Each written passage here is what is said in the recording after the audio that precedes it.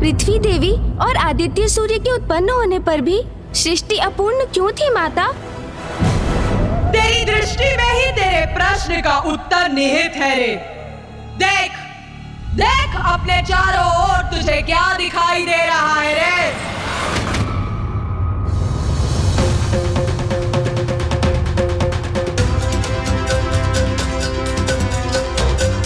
माता, मुझे दिखाई दे रहे हैं ये नदी, ये झरने, ये वृक्ष, ये पौधे आदि। हाँ, उचित कहा तूने।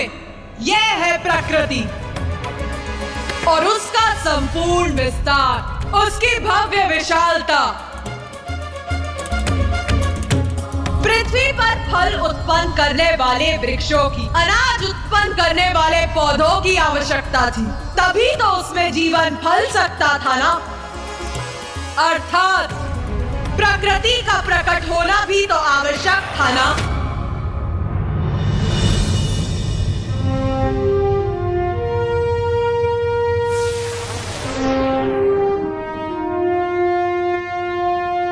प्रिय, अब सृष्टि के विकास का समय आ गया है। जीवन के संचार के लिए पृथ्वी को प्रकृति की आवश्यकता है। सूर्य की अति ऊर्जा का तो निरंतर विस्तार हो रहा था, जिससे संपूर्ण सृष्टि प्रकाशित हो उठी थी। उन सूर्य का सृजन करने वाली देवी तारा और प्रभु अक्षोभ्य की असीमित आंतरिक ऊर्जा का तो अनुमान लगाना भी कठिन है रे।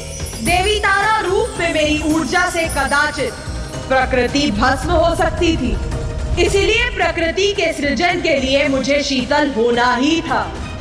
और तब मैंने धारण किया अपना अगला महाविद्या स्वरूप, देवी षोडशी।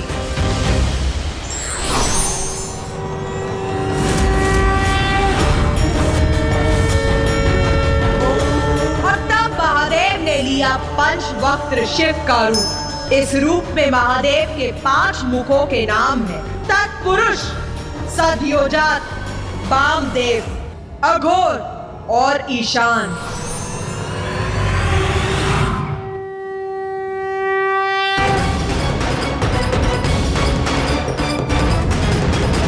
या देवी सर्वभूतेषु बुद्धिरूपेण संस्थिता।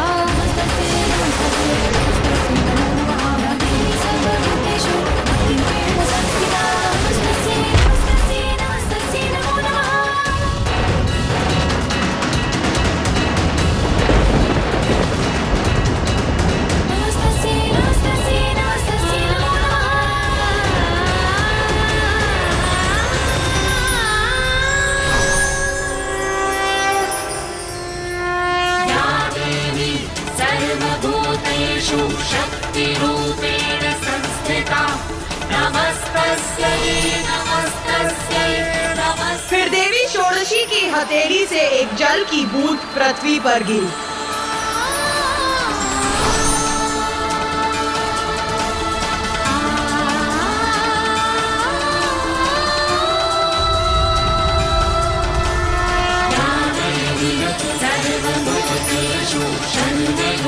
उनके संकेत पर आदित्य सूर्य ने अपनी ऊर्जा का संपादन किया, जो देवी षोडशी के माध्यम से पृथ्वी तक पहुंची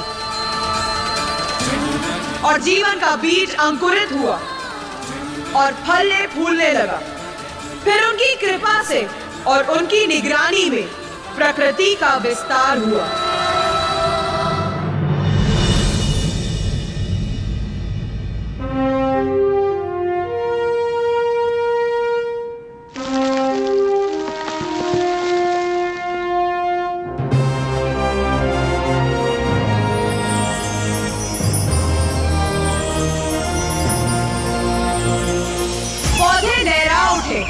पुष्प खिलने लगे और उनके साथ वन्य जीवों में भी प्राणों का संचार हुआ और प्रकृति अपने पूर्ण वैभव में जीवन का आधार बनी।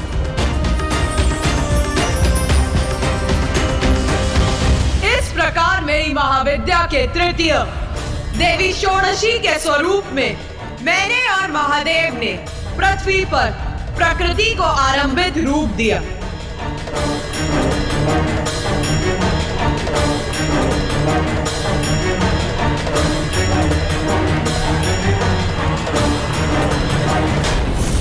बालव्यक्तविभाकरामिति निवां भव्यप्रदां भारतीम् ईषत् फुल्लमुखाम्बुजस्मितकरे राशाभवान्दापहाम् पाशं साभयमङ्कुशं च वरदं कितनी अनुपम दिव्यता है माँ षोडशी की। राजन्तीं चतुरं कितना भव्य सौंदर्य है माँ का। भक्त्या भजे षोडशीम्।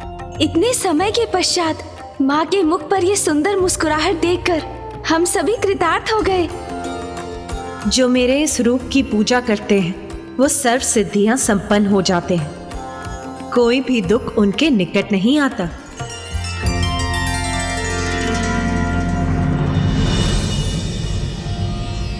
बालव्यक्तविभाकरामिति निवां भव्यप्रदां भारतीम् ईषत् फुल्लमुखाम्बुजस्मितकरे राशाभवान्दापहाम् पाशं साभयमङ्कुशं च वरदं संबिभ्रतिं भूतिदा भ्राजन्तीं चतुरं वजाकृतिकरे भक्त्या भजे षोडशीम्।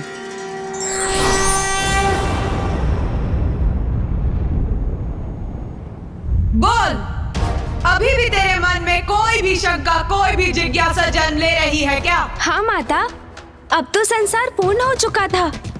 पृथ्वी, सूर्य, जल, प्रकृति सब उत्पन्न हो चुके थे।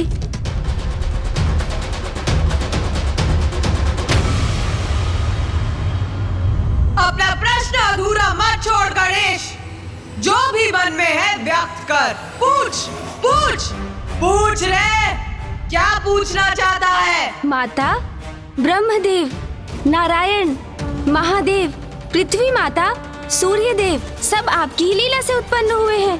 किंतु देवगण जैसे देवराज इंद्र, अग्निदेव, वायुदेव, वरुण देव और ऋषिगण जैसे ऋषि दुर्वासा, ऋषि मार्कंडे, इनका अस्तित्व कैसे प्रकट हुआ माता? बुद्धि में तो तू श्रेष्ठ है गणेश। प्रश्न भी तू उत्तम ही पूछता है रे।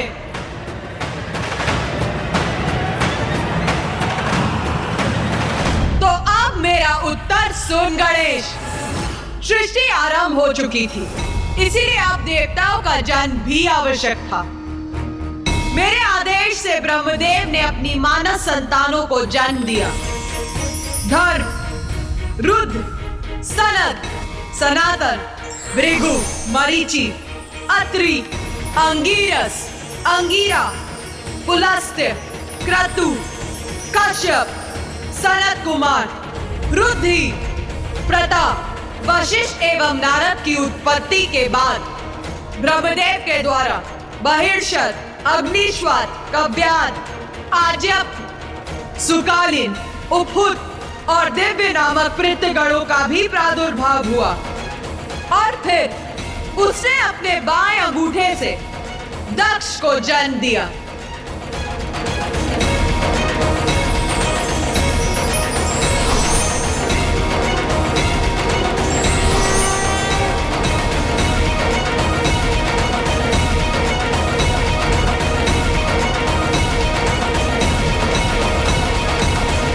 किंतु ब्रह्मदेव की मानस संतानें वृक्ष बीज अर्थात वंश वृद्धि करने में असमर्थ थी। इसीलिए सृष्टि के विस्तार के लिए प्रजनन की आवश्यकता थी। और यह प्रजनन शक्ति संसार को देने की क्षमता ब्रह्मदेव में नहीं थी। इसीलिए उन्होंने मेरी और महादेव की स्तुति आरंभ की। उस समय शिव और शक्ति संयुक्त थे, अर्धनारेश्वर रूप में ही थे।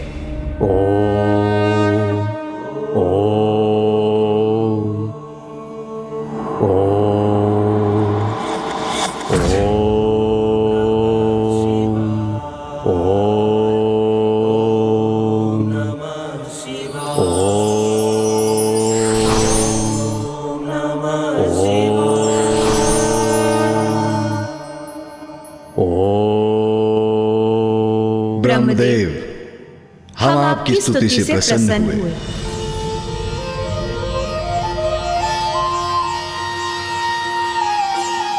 प्रभु शिव, माता शक्ति, मेरे द्वारा जिन जीवों का सृजन हुआ है उनकी संतानें उत्पन्न हो सकें, इसके लिए प्रजनन अति आवश्यक है।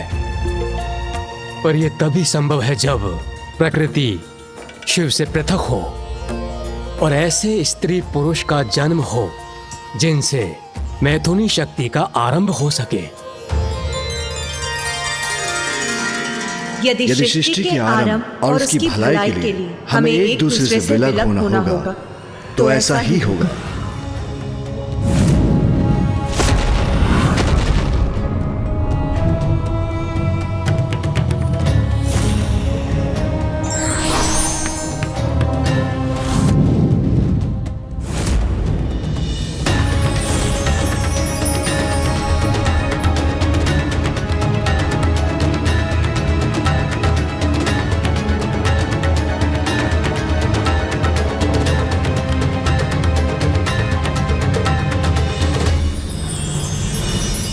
ब्रह्मदेव की प्रार्थना से शिव और शक्ति एक दूसरे से विलग हो गए और उनसे एक पुरुष और स्त्री का जन्म हुआ। उसमें जो पुरुष उत्पन्न हुए थे वो मनु थे और स्त्री थी शत्रुपा। उन दोनों से प्रियवत और उत्पानपाद नामक 2 पुत्रों का जन्म हुआ और आकुति, देवहूति और प्रस्तुति नामक 3 कन्याएं भी हुई। और फिर उनकी इन संतानों का विवाह ब्रह्मदेव की मानस संतानों से हुआ और उनसे मैथुनी सृष्टि अर्थात स्त्री पुरुष के मिलन द्वारा संतानों की उत्पत्ति की प्रक्रिया का आरंभ हुआ और सृष्टि का विस्तार होने लगा। दक्ष और प्रसूति से मैथुनी क्रिया द्वारा अनेकों संतानें उत्पन्न हुई, जिसमें से 13 कन्याओं का विवाह प्रजापति कश्यप के साथ हुआ।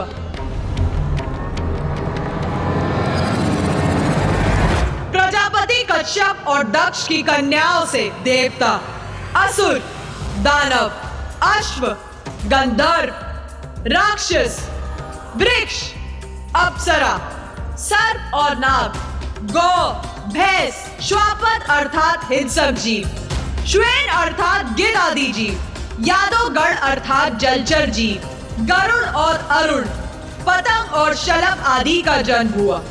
इन्हीं से संसार की समस्त प्रजातियों का जन्म हुआ। माता, अब तो सृष्टि पूर्ण हो गई थी। प्रकृति, जीव, जंतु, देव, गंधर्व, यक्ष आदि सभी उत्पन्न हो चुके थे और सबसे महत्वपूर्ण इस समस्त जीवन के लिए पृथ्वी भी थी। नहीं रे, मात्र एक पृथ्वी से संसार की रचना नहीं होती रे गणेश। बता मुझे, कौन है जो पृथ्वी पर निवास करता है? जीव जंतु और पुरुष माता। और अन्य सभी, उनका क्या स्थान है रे? सभी देव तो अपने अपने लोक में विराजमान रहते हैं और अन्य सभी भी माता। और अन्य सभी अपने अपने भुवन में रहते हैं और उन भुवनों की उत्पत्ति के लिए मेरी चतुर्थ महाविद्या स्वरूप देवी भुवनेश्वरी की कथा मैं अब कहूंगी। देवी भुवनेश्वरी?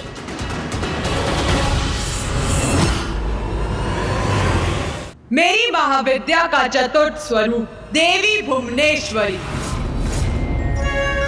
ब्रह्मांड की ईश्वरी है हम।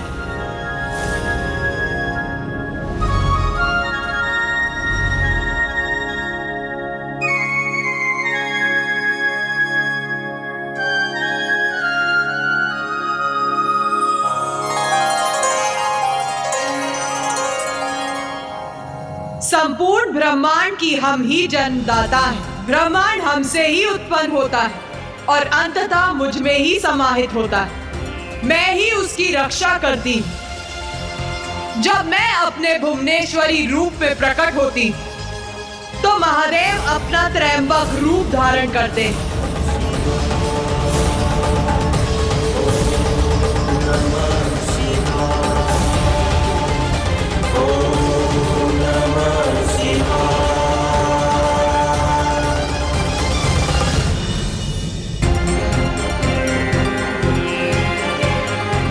प्रिय, अभी समय आ गया है, अपनी भुवनों का निर्माण कर सभी देवताओं, ऋषिगण, अन्य सभी प्राणियों को अपने अपने भुवनों पर निर्धारित करें।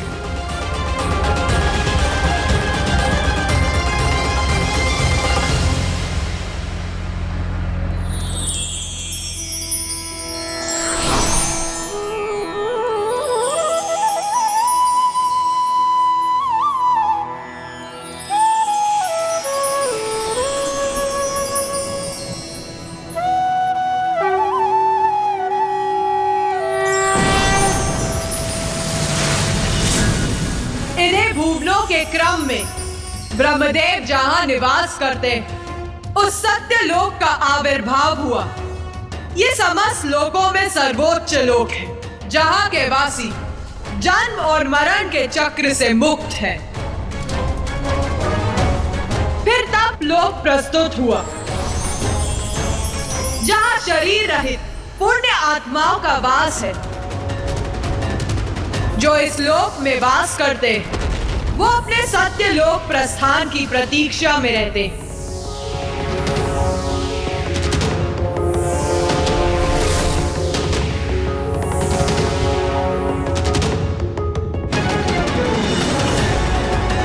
फिर ज्ञान लोक प्रस्तुत हुआ,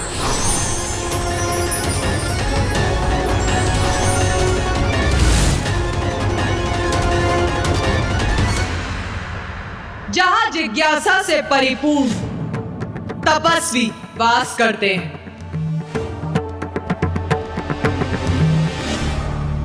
उसके पश्चात महरलोक का आविर्भाव हुआ,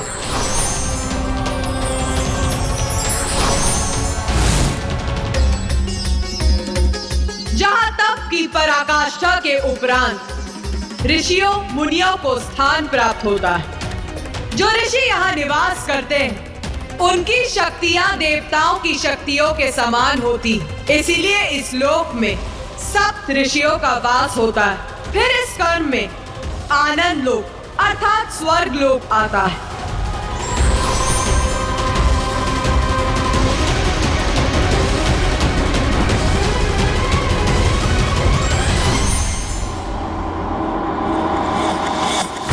जो देवताओं और उत्तम पुण्य कर्म करने वालों का निवास है।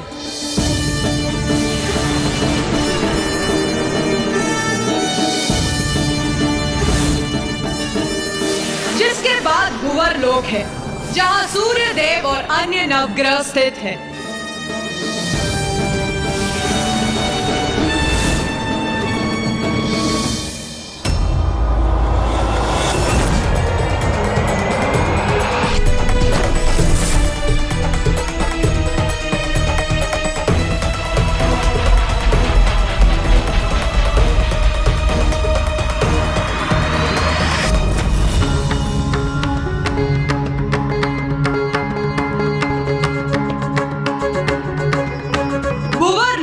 पश्चात मनुष्यों और मृत्यु लोक के अन्य प्राणियों के लिए भूलोक है।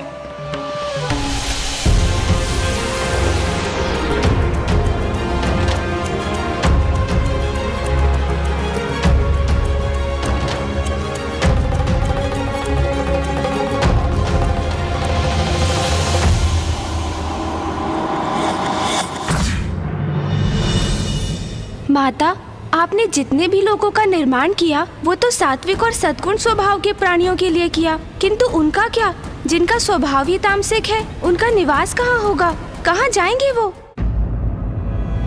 फिर भूमि के नीचे के लोक प्रकट हुए।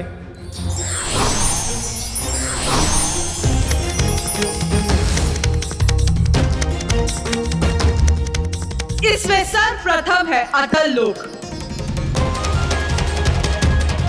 ये भोग विलास का लोक है। भूमि की समस्त धन संपदा यही संचित रहती है। फिर वितल लोक है, जहां भूमिगत जीव स्वर्ण आदि का खनन करने हेतु निवास करते हैं। अतल लोक के समान वितल लोक भी भौतिक संपत्ति पर केंद्रित लोक है। फिर असुर राजा बलि द्वारा सुतल लोक का आविर्भाव हुआ।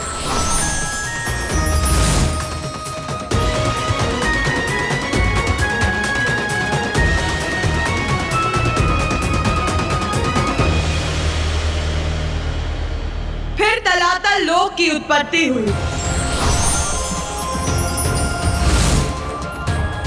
फिर उसके नीचे महातल उत्पन्न हुआ, यही नागलोक है, जहां नाग पुरुष और नाग कन्याओं का वास है। फिर उसके भी नीचे है दानवों और दैत्यों का लोक, रसातल।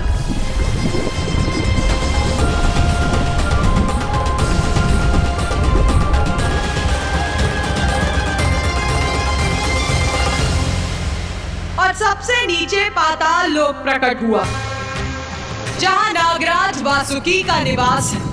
यही सभी अन्य भुवनों का आधार है।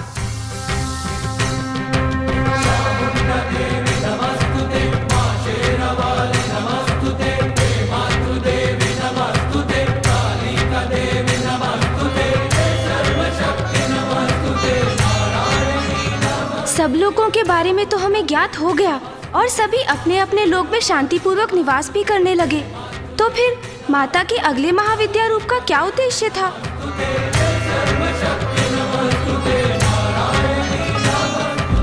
इस प्रकार मैंने ही अपने भुवनेश्वरी स्वरूप में सभी भुवनों की रचना की और तत्पश्चात मैथुनी सृष्टि का आरंभ संभव हो सका। भुवनेश्वरी स्वरूप में मैं ही सृजन करती हूँ, मैं ही सभी भुवनों की स्थिरता प्रदान करती और उनमें बसे प्राणियों का पालन करती। सृष्टि के सभी जीव मेरी ही संतानें हैं, फिर वो मनुष्य हो अथवा सूक्ष्म जीवाणु, और मुझसे ही उन सभी जीवों का लालन पालन संभव है।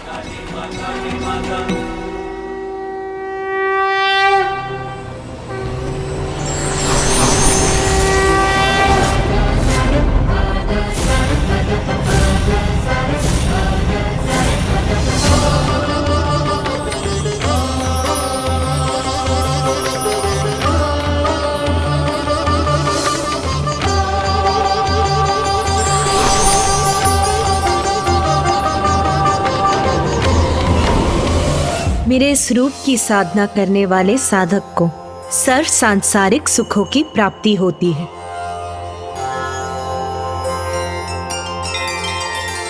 उसका जीवन धन, धान्य और संतान से परिपूर्ण होता है। धन, धान्य, वस्त्र आदि सभी प्रचुर मात्रा में प्राप्त होते हैं। मेरी भक्ति करने वाले भय से मुक्त होकर निर्भयता से अपना जीवन यापन करते हैं। मेरे इस रूप का बीज मंत्र ह्रीम में ही आधारित होता है और इस बीज मंत्र का जाप करने वाला भक्त स्वयं ईश्वर को प्राप्त कर लेता है।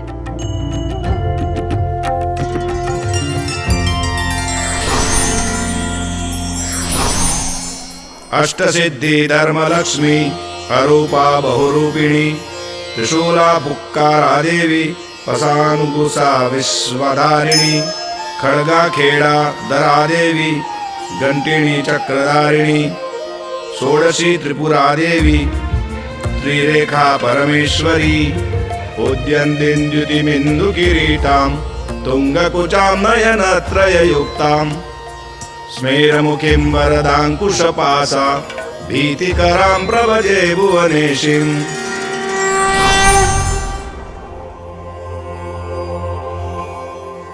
इस प्रकार संसार का निर्माण किया रे मैंने।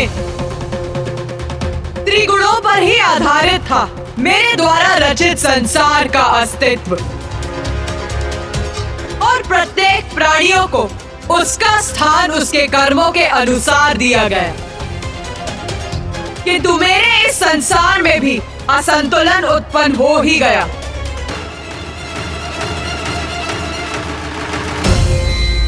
असंतुलन माता? किंतु आपके द्वारा रचित संसार में किसी दोष अथवा विकार का स्थान कहाँ था? वो तो निर्विकार और दोष रहित होना चाहिए था। फिर उसमें असंतुलन आने की संभावना कहाँ थी माता? त्रिगुण अर्थात सतो, रजो और तमो अर्थात सात्विक, राजसिक और तामसिक आधारभूत गुण थे मेरे संसार के। इसीलिए उसमें बसे प्राणियों में भी ये तीनों गुण प्रस्तुत थे। देवता, ऋषि मुनि, दिव्यात्मा, मनुष्य, निरीह प्राणी, असुर, दानव, दैत्य सभी मेरे इसी संसार के वासी थे। इसीलिए असंतुलन का आरंभ तब हुआ जब तामसी प्रवृत्ति की अधिकता से प्रभावित असुरों की लालसा में वृद्धि होने लगी। वो अन्य लोगों को लालच की दृष्टि से देखने लगे, मुख्य रूप से पृथ्वी को।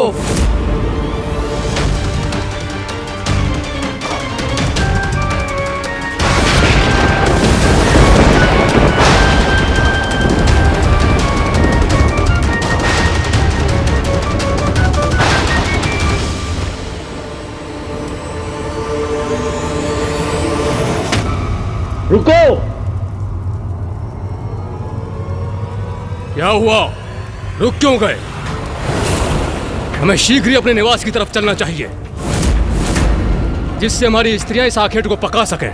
भूख लगी है हमें, शीघ्रता करो, चलो आगे बढ़ो। कब तक भटकते रहेंगे हम? इस प्रकार आखेट ढूंढने के लिए, भोजन प्राप्त करने के लिए कब तक करना होगा परिश्रम? यूं ही कब तक का क्या अर्थ है? यह हमारा लोक है और यहाँ का यही नियम है। जब तक जीवित रहेंगे हम यही रहेंगे और इसी तरह अपना जीवन यापन करेंगे। उचित कहा तुमने। ये लोक हमारा है, पर वो लोक, वो भी तो हमारा हो सकता है।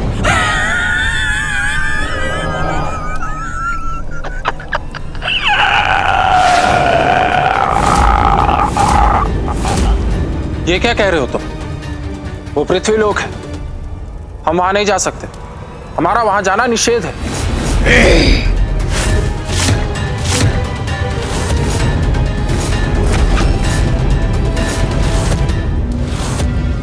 मेरी जो इच्छा होगी वही करूंगा मैं। मुझे पृथ्वी लोक पे जाना है। मुझे पृथ्वी लोक को पाना है।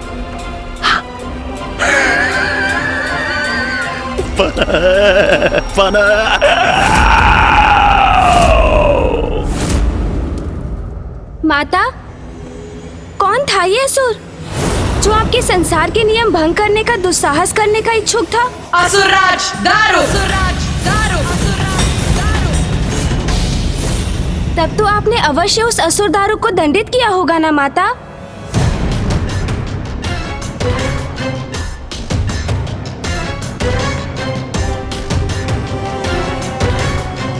नहीं गणेश, मैंने उसकी रक्षा की। माँ ने रक्षा की उस दुष्ट असुर की? ये क्या कह रही हैं माता? उसे तो कठोर दंड का भागी होना चाहिए था।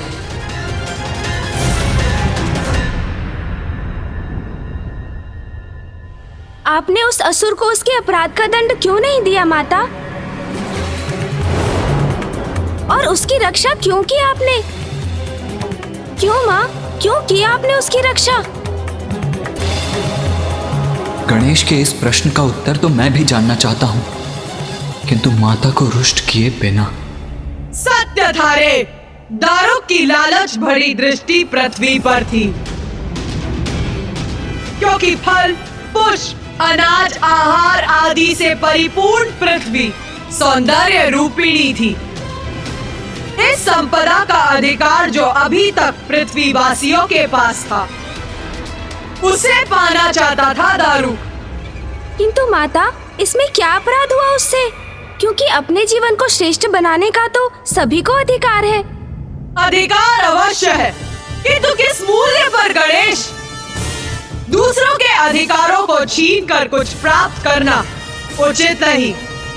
दारू पृथ्वी का आधिपत्य चाहता था, जिससे वो सभी ऋषि मुनियों अथवा ग्रामीण मनुष्यों को अपना दास और आहार बना सके। अन्य जीवों को कष्ट पहुंचाकर अपने जीवन को उन्नत नहीं बनाया जा सकता गणेश। तो माता, ये सब ज्ञात होने पर भी आपने उसकी रक्षा की? हाँ, रक्षा की मैंने उसकी, क्योंकि मैं विवश थी।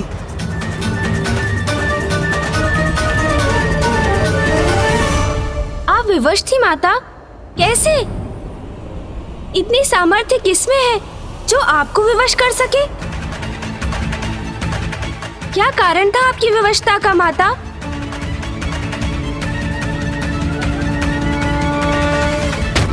दारुका, दारुक की पत्नी दारुका थी मेरी विवशता का कारण। आदि शक्ति हूँ मैं, किंतु जगत जननी भी तो मैं ही हूँ। चर अचर समस्त जीवों की माँ मैं ही हूँ। और फिर अपनी किसी भी संतान को कष्ट में देखकर मैं स्वयं को कैसे रोक सकती थी गणेश? माता किस पीड़ा की बात कर रही है?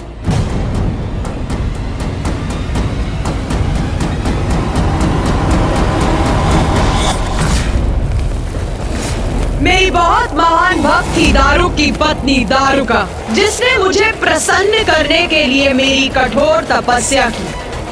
तब मैं ही अपने आदि शक्ति रूप में सर्वत्र व्याप्त थी। आदि शक्ति नमो नमः।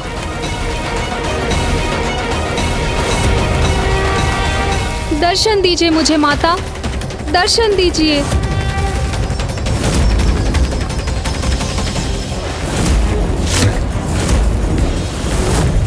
इतने वर्षों की कठोर तपस्या के बाद आपने अपनी इस भक्तिन को अपने दर्शन सुख से वंचित रखा माता। मेरे प्रति कठोर रहकर मेरी परीक्षा ले रही है माता, तो उचित है अब आप भी मेरी भक्ति की पराकाष्ठा देखेंगी माता।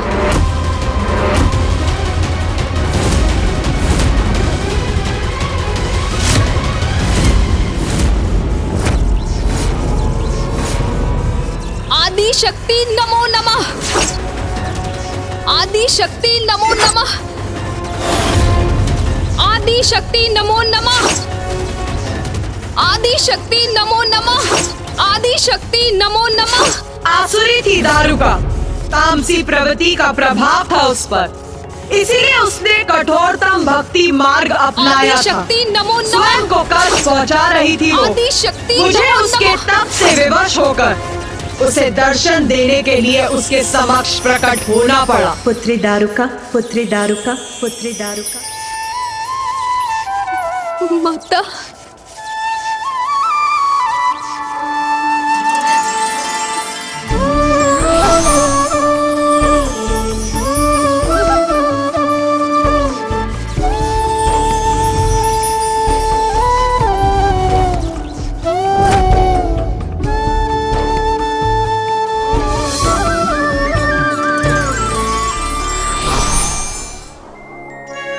माता, सत्य है माता, आप दया की सागर हैं। मुझे दर्शन देकर मेरे कष्टों को हरकर आपने मुझे कृतार्थ कर दिया है माता।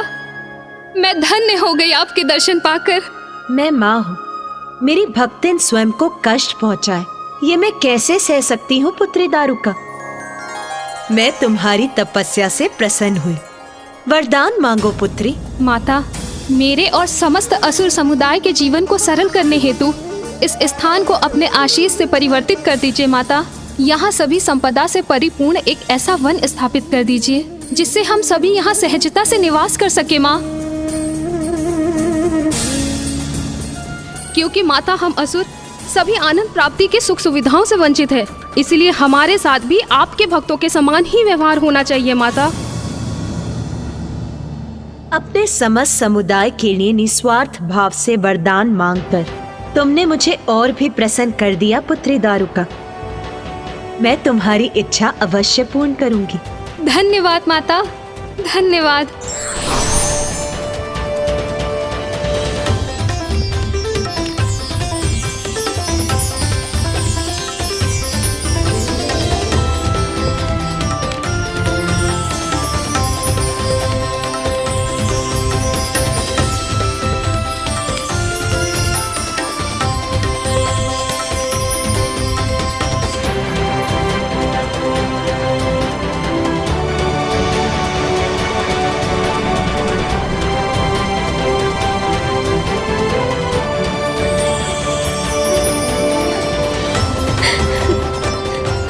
माता,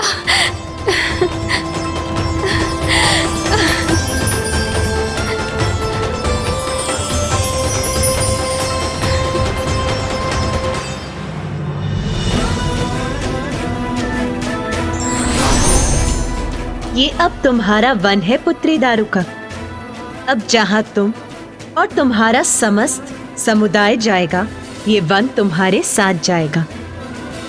सदा तुम्हारा रहेगा ये वन, जहाँ तुम्हें कोई भी कमी नहीं होगी और तुम्हारी सुरक्षा सदैव निश्चित रहेगी। माता, आपसे समस्त असुर समुदाय के लिए वरदान पाकर मैं कृतार्थ हुई, परंतु अब क्या मैं मात्र अपने लिए कुछ मांग सकती हूँ? अवश्य। अपने लिए क्या मांगने की इच्छा है तुम्हारी पुत्री? माता, मुझे वरदान दीजिए कि मुझे आपकी शक्ति का अभयदान सदैव प्राप्त होता रहे और मुझ पर कोई भी संकट छाए तो सदैव आप मेरी रक्षा करने आए। इसके लिए तुम्हें वरदान मांगने की कोई आवश्यकता नहीं। अपने भक्तों के लिए मैं सदैव रक्षा कवच बनकर प्रस्तुत होती हूँ, इसीलिए जो तुमने मांगा वो मैंने दिया। आपको कोटि कोटि धन्यवाद माता, आपको कोटि कोटि धन्यवाद। तथास्तु। कल्याण हो पुत्री।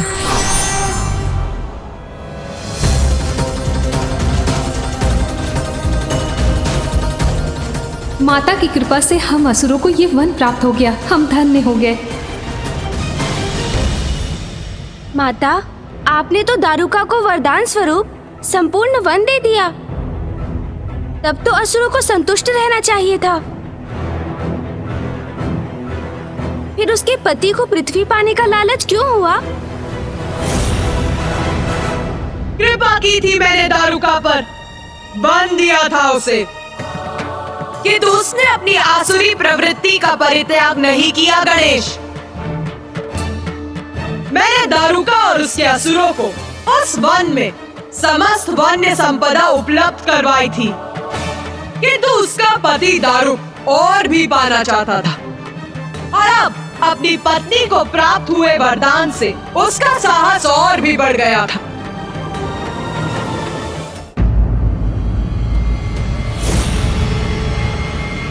तू क्यों विचार मग्न खड़ा है रे? तेरा अनुज ही प्रश्न पे प्रश्न पूछकर अपनी जिज्ञासा शांत कर रहा है।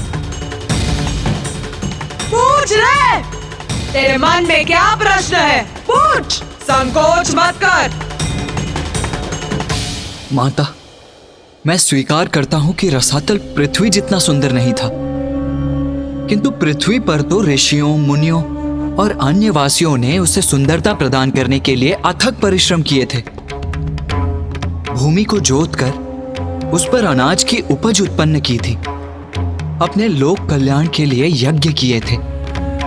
इसीलिए मैं ये नहीं समझ पा रहा हूं माता कि जब आपने दारुका को उसका वन दे ही दिया था तो असुरों ने रसातल को पृथ्वी के समान बनाने का प्रयास क्यों नहीं किया? ये तामसी प्रवृत्ति का परिणाम है रे, जो उससे प्रभावित होता है। वो ये मानने लगता है कि जब सब कुछ छीन कर प्राप्त किया जा सकता है तो उसके लिए परिश्रम की क्या आवश्यकता है। और वही किया उस दुष्ट दारुक ने भी।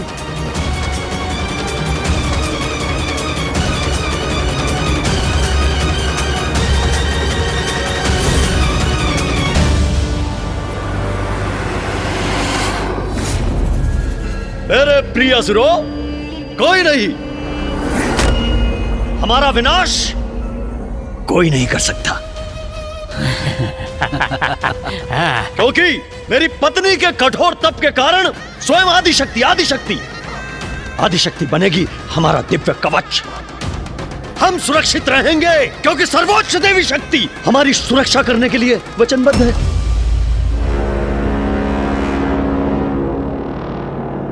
किंतु असुर श्रेष्ठ, हमें पृथ्वी पर आक्रमण करने की आवश्यकता क्या है? हमारे पास भी तो यह सारी संपदा है। अवश्य है, किंतु सोचो, क्या ये मात्र एक वन हमारी संपूर्ण असुर जाति के लिए पर्याप्त है? मेरी पत्नी ने इतने कष्ट उठाकर घोर तप किया आदि शक्ति ने उसे क्या दिया? ये एक वन, जिस वन में हम अपना भोजन जुटाने के लिए संपूर्ण जीवन आखेट करते रहे, विवश होते रहे, श्रम करते रहे। क्यों?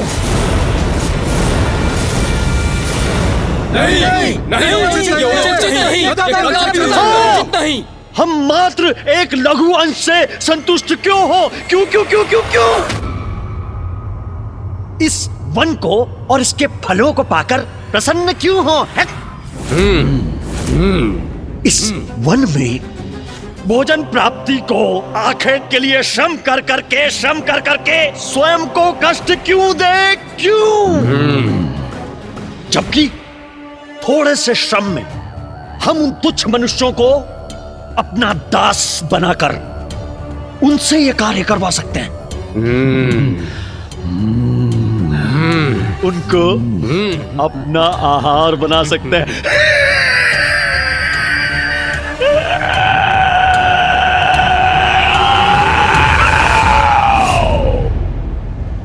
असुर श्रेष्ठ दारुक उचित कह रहे हैं। हम पृथ्वी पर आक्रमण करेंगे। आक्रमण करेंगे पृथ्वी पर। हम पृथ्वी को अपना बनाएंगे। हम दास बनाएंगे उन्हें, अपना आहार बनाएंगे उन्हें, अपना।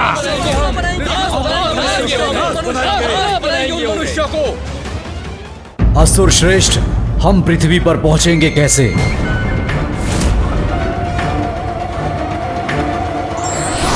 उसकी चिंता आप मत कीजिए स्वामी।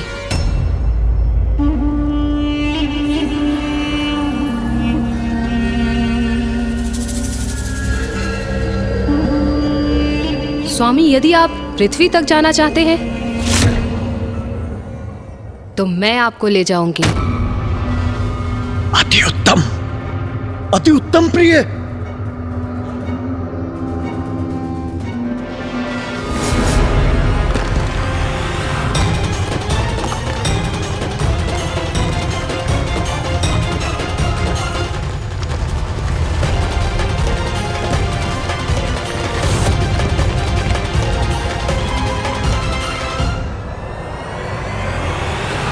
माता के वरदान का अनुचित लाभ उठाना कहीं पृथ्वीवासियों को संकट में ना डाल दे।